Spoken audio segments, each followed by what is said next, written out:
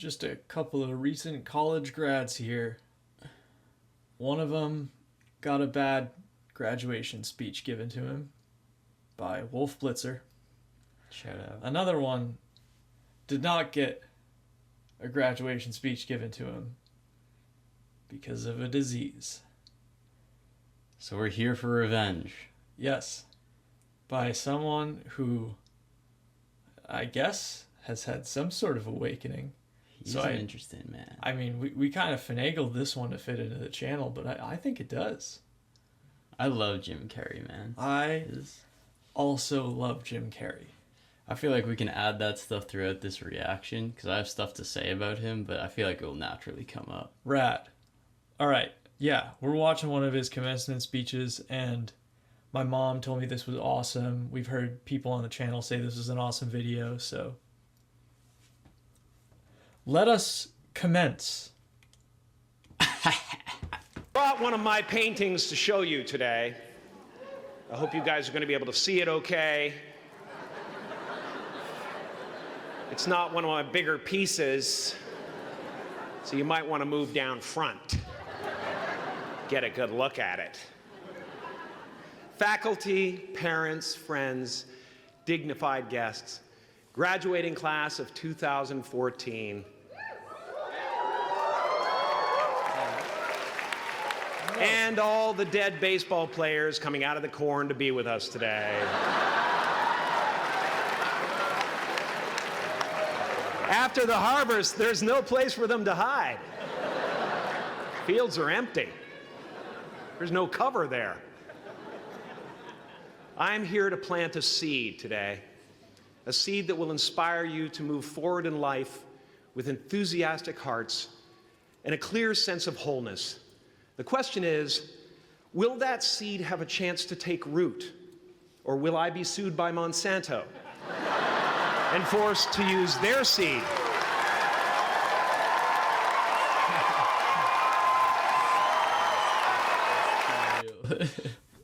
I don't know if any of you know about Monsanto, but I learned about it in school, so I had to pause out of obligation. Monsanto is this big corporation that was actually bought out by another corporation overseas now, and they like changed the name and stuff because Monsanto was being sued by so many people, and because like it's, I don't know, some legal shit, like they can't be sued anymore because they just got bought out for like way less money than they would be worth. And it's just this real nice group who does real good farming stuff for the US. Make genetically modified corn, soy. Yeah, and they've made seeds. Get this. They've made seeds that the only way that the seeds will sprout when you put them in the soil is if you also spray pesticides on the soil. Monsanto pesticides, of course. Yes. Well, that's a 2-for-1 deal. It's a 2-for-1 deal. They can give farmers a special. Yeah. And then there's like farms adjacent to there that's like to Monsanto farms that like are having issues now because they're just like near the Monsanto farms and getting like the negative effects. It's a big rabbit hole to go down, but that joke hit home. Yeah. A light joke by Jim Carrey.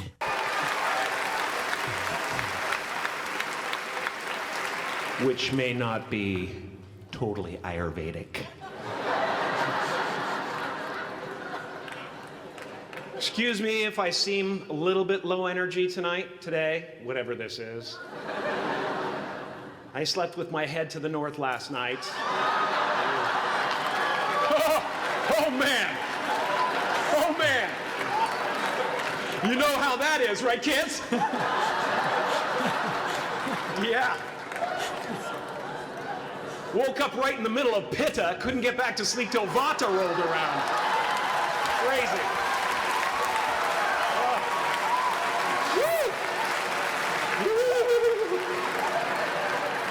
But I didn't freak out, you know. I used that time to eat a large meal. Connect with someone special on Tinder. Because life doesn't happen to you, it happens for you. How do I know this? I don't. but I'm making sound, and that's the important thing. That's what I'm here to do. That's what I'm hearing. Sometimes I think that's the only thing that's important, really. You know? It's just letting each other know we're here. Reminding each other that we're part of a larger self. I used to think Jim Carrey is all that I was. Just a flickering light. Oh dear. A dancing shadow. The great nothing masquerading as something you can name. Seeking shelter in caves and foxholes dug out hastily. An archer searching for his target in the mirror.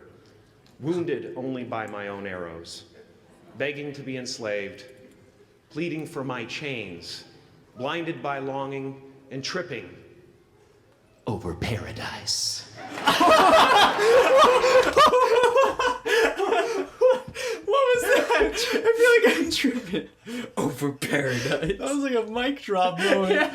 I feel that was kind of fire if you actually listen to what he was saying. Yo, that was cool. He was like, I'm just here to make sound. Yeah. Like when you think about someone who's making a speech, literally just getting hired to go talk. Yeah, They're just making sound with their mouth. And they get a lot of money. Hey, that's what we're doing. That's what we're doing. Except for the whole lot of money part. Yeah, we're working on that. Yeah.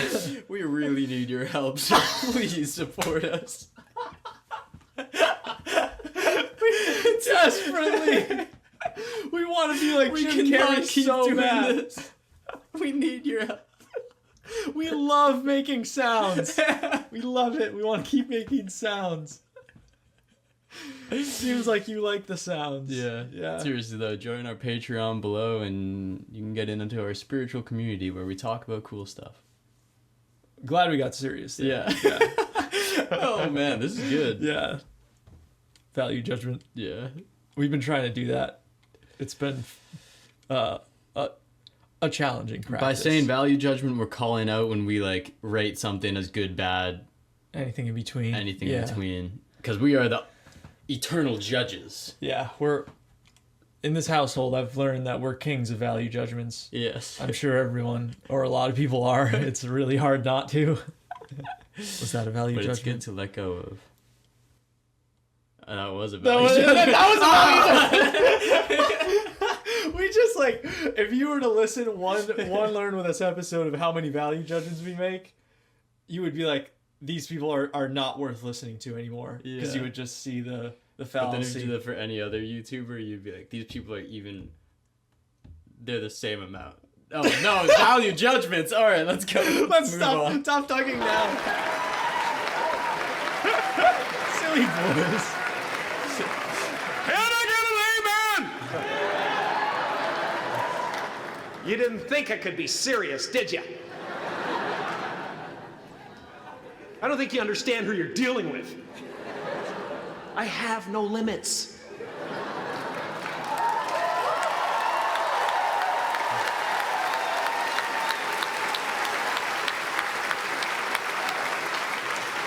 I cannot be contained because I'm the container. Just bars. You can't contain the container, man. You can't contain the container. I used to believe that who I was ended at the edge of my skin. That I had been given this little vehicle called a body from which to experience creation. And though I couldn't have asked for a sportier model. It was, after all, a loaner and would have to be returned. Then I learned that everything outside the vehicle was part of me too. And now I drive a convertible.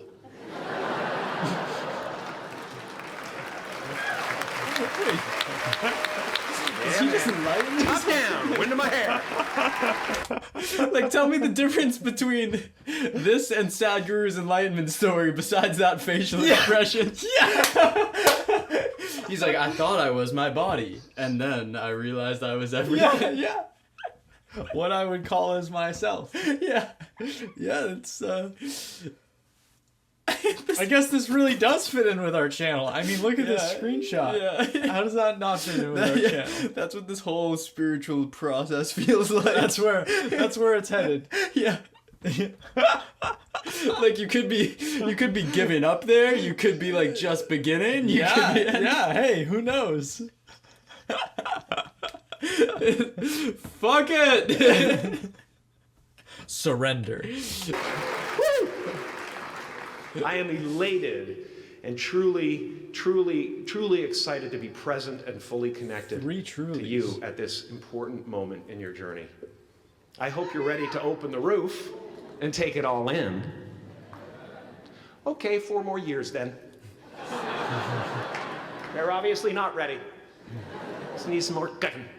Now, I want to thank the trustees, the administrators, the faculty of MUM for creating an institution worthy of Maharishi's ideals of education, a place that teaches knowledge and experience, the knowledge and experience necessary to be productive in life, as well as enabling the students through transcendental meditation and ancient Vedic knowledge to slack off twice a day for an hour and a half.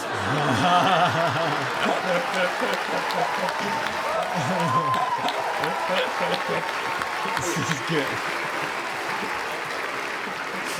Don't think you're fooling me. But I guess it has some benefits. It does allow you to separate who you truly are and what's real from the stories that run through your head. Dang. You have given them the ability to walk behind the mind's elaborate set decoration and to see that there's a huge difference between a dog that is going to eat you in your mind and an actual dog that is going to eat you. What? These are straight bars, but very casually put aside. Yeah. This is like a new flavor that I haven't ever tasted before, and you're like, what is this? I think I like it. But I'm not quite sure But yet. I'm not Let me quite taste some sure more. yet. Yeah. Wowee. You got anything to say? That was just cool. I'll talk about that another day. I have some ideas for him, but they're too deep. But that like touched upon it. Oh, okay. But they're not presentable yet. Very nice. That may sound like no big deal, but many never learn that distinction. And they spend a great deal of their lives living in fight or flight response. Dang. I'd like to acknowledge all of you wonderful parents. Way to go. What a fantastic job you've done. For your Everyone's just tireless clapping. dedication, your love, your support, most of all, for the attention that you pay to your children. I have a saying, beware the unloved, because they will eventually hurt themselves or me. But when I look at this group here, you know, I feel really safe. I do. I'm just going to say it. My room is not locked. My room is not locked. No doubt some of you will turn out to be crooks. But white-collar stuff, you know, Wall Street, that type of thing, you know? Crimes committed by people with self-esteem. Stuff parents can still be proud of in a weird way. To the graduating class of 2017, -3. You didn't let me finish. Congratulations. Yes. Give yourself a round of applause, please. Please.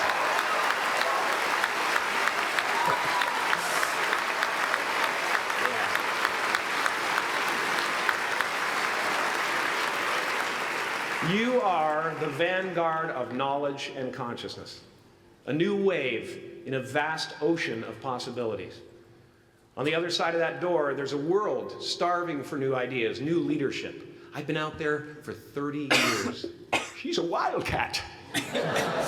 Oh, she'll rub up against your leg and purr until you pick her up and start petting her, and then out of nowhere, she'll swat you in the face. It can be rough out there, but that's okay, because there's soft serve ice cream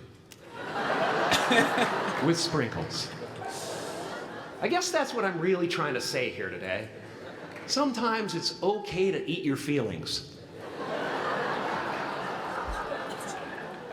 Now, fear is going to be a player in your life, but you get to decide how much. You can spend your whole life imagining ghosts, worrying about the pathway to the future, but all there will ever be is what's happening here, and the decisions we make in this moment, which are based in either love or fear. So many of us choose our path out of fear disguised as practicality. What we really want seems impossibly out of reach and ridiculous to expect, so we never dare to ask the universe for it. I'm saying I'm the proof that you can ask the universe for it. Please. Oh, chair. This has been something that struck me. Wow. Yeah, this is really good. But, like, what would your life be like if all of your, like, dreams could be a reality? Or I guess, so much of the time, I feel like we stop ourselves from having a joyous life because of, like, future barriers or, you know, just all the ideas of, like, all the what ifs. Because, like, every time you think one more step ahead, there's another what if. Like, yeah. But it could end wrong.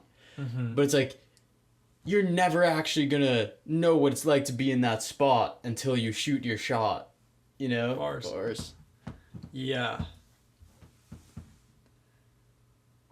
I don't know what to say. I just thought that was beautiful. 'Cause it's like so much of our lives is spent just wasting time. Or, what is wasting time? But, like, just on a loop. Rather than just doing. Just being. You know? And all the, like, the phrase, like, imagining ghosts struck me. And the, like, separating what you think a dog attacking you would be like versus a dog really attacking you. Because this is a story from my personal experience last winter. I was, like, oftentimes meditating out in the woods alone. And it was, like, middle of winter, so it was, like, nobody would be around. Just kind of by myself. It's cold. And I'd oftentimes have these anxieties and fears that I'd have to overcome or let go of, more so, of what if an animal comes upon me, like a bear or a pack of coyotes or something like that. And this fear just, like, kept coming and coming and coming and coming. And I was like, why am I having this fear? Like, is this helping me at all? And I realized that it really wasn't. When an actual large animal came, like, 200 feet away from me on a ridgeline, very large, like, this, don't know what kind of animal it was. Could have been a bear. I don't know. But I was watching it, and it's, like, pitch black out, middle of the night. Again, nobody around. And I was, like, doing breath work. And the animal walks by. And I felt absolutely no fear. Absolutely no fear. It's like I just let the animal walk by, continued on doing my breath work. Again, there was a fisher cat. Fisher cats are, like, big. They're, like, tail to snout, like, this big. With some big canines. Big teeth. Yeah. Like the parts of animals. Yeah, they're, like, some tough nimble, animals. quick. Yeah. And another time, I was meditating, like, closer to the apartment. It was, like, daytime. And this fisher cat just, like, comes up. Doesn't really notice me. Loops around. Comes literally 2 feet behind me. And just doesn't notice me. And I don't move. And I don't freak out because I'm not panicked. And I, in the moment, was not scared at all. Wow. And it just walked right by me and didn't didn't see I was there, or I don't know, like knew that I wasn't a threat or something. I have no idea. But I know that if I would have turned and been like this, something really bad could have happened. Like some sort of confrontation. And yeah.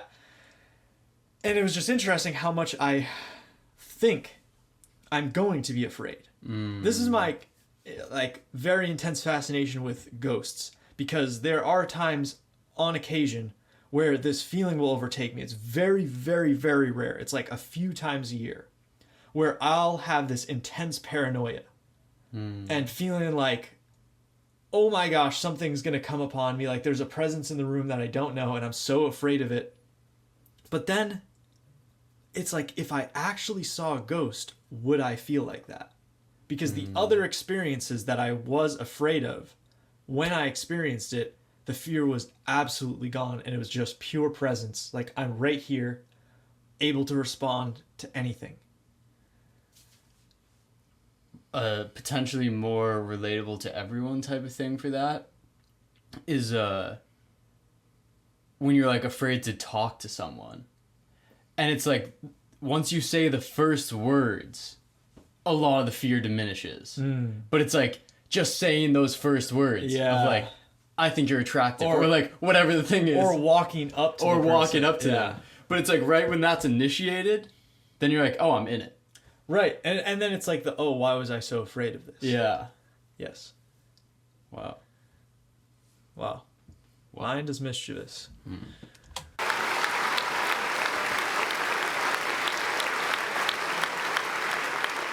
And if it doesn't happen for you right away, it's only because the universe is so busy fulfilling my order.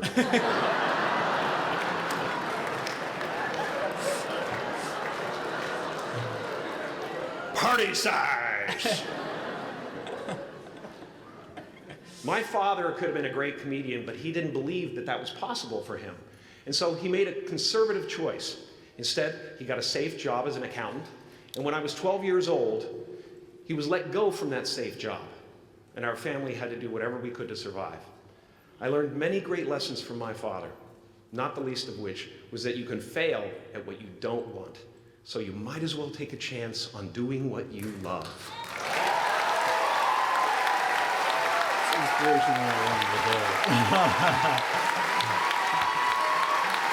Wow. Yeah.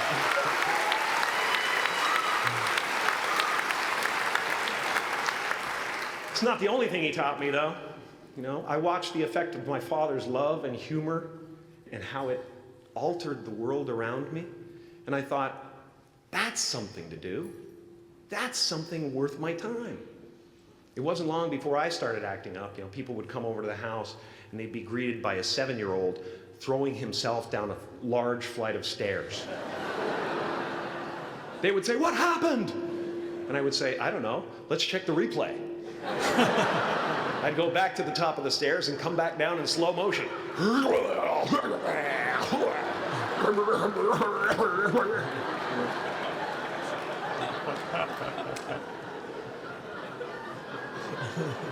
It was a very strange household.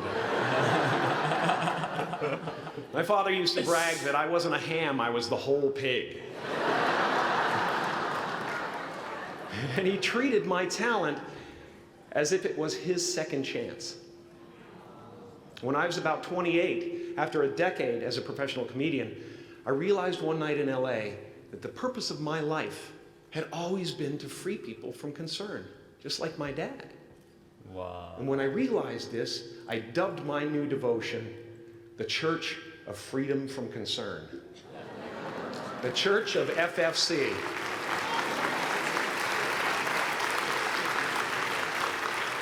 And I dedicated myself to that ministry. What's yours? How will you serve the world?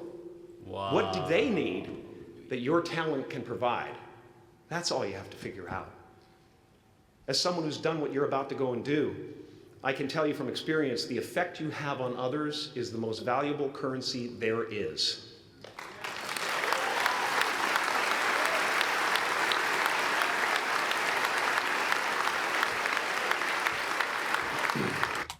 just notice how much control he has over the atmosphere in the whole room. You can feel it. It's like he's just kind of shifted it. Like it was like we were moving in and out of like, oh, we get a little serious, then it's funny, and then it's funny and it's serious and it's a little funny, and then it's like, boom, tone shift. I just think that's incredible. Yeah. And how much of the time we like don't think that those two come together, but that's actually like how you best engage. Yes. Is by like keeping someone on their toes and then delivering the thing. Exactly. And like, amazing. I feel I feel very receptive right now. Yeah. To whatever he's gonna say, because it's like it's light, and then like the what you would call the more serious stuff coming after it, it's like you're feeling good, and so that can carry through. Yeah. Wow. This is. I'm not gonna say anything more. Yeah, this is. That was about to be a value judgment. We can just pause at "this is" every time. Yeah. No, this is. This is.